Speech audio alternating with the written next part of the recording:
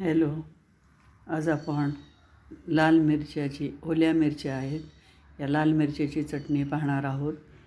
5 ते 6 मिरच्या मी घेतलेल्या आहेत आणि त्यामध्ये 2 चमचे धण्या जिऱ्याची पावडर.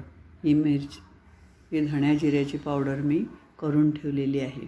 निम्मे धणे आणि निम्मे जिरे असे भाजून घेऊन त्याची पावडर एकदम करून ठेवलेली आहे. तर आता हे 2 चमचे आपण धण्या जिऱ्याची पावडर त्यामध्ये घातलेली आहे. चवीनुसार मीठ,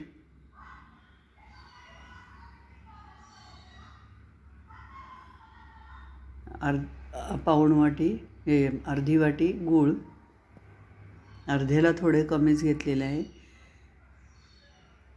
आणि ही चिंच भिजत घातली होती 5 मिनटं, त्याचा कोळ काढून घेतलेला आहे, तो अर्धी वाटी घेतलेला आहे. आता आपण हे सगळं मिक्सरमधून काढून घेऊयात. हे बघा, हे छान मिक्स झालेलं आहे. आता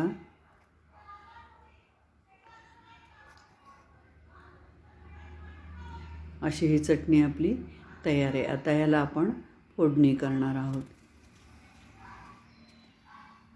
थोडंसं पाणी घालायचं आहे, 1 चमचाभर, कारण फार घट्ट वाटते म्हणून 1 चमचाभर त्यामध्ये पाणी घातलं आहे.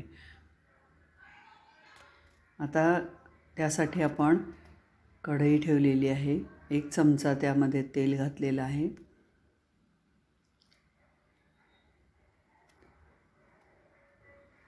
तेल तापल्यानंतर त्यामध्ये आपण मोहरी घालायची आहे.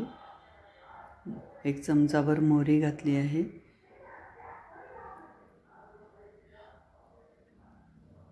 एक छोटा चमचा हिंग घालायचा आहे.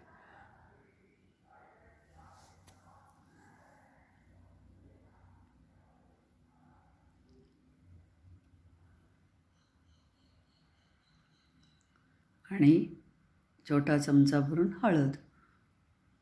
अशी ही आपली फोडणी तयार आहे. आता ही फोडणी गार झाल्यानंतर आपण त्या चटणीवर घालणार आहे. हे बघा, ही चटणी आता आपण काढून घेतली. आता त्यामध्ये आपण ही गार झालेली फोडणी, साधारण कोमट असेल तेव्हा ती घातली तरी चालेल. अशी ही चटणी आपली तयार आहे. ही 8 ते 10 दिवस चटणी सुंदर राहते. फ्रीजमध्ये ठेवली तरी चालेल, नाही बाहेरसुद्धा छान राहते. तर अशी हीच आपली चटणी तयार आहे, झटकीपट होणारी चटणी. आता ही आपण एका छोट्याशा बाटलीमध्ये भरून ठेवूयात. आंबट गोड चविष्ट अशी ही चटणी तयार आहे.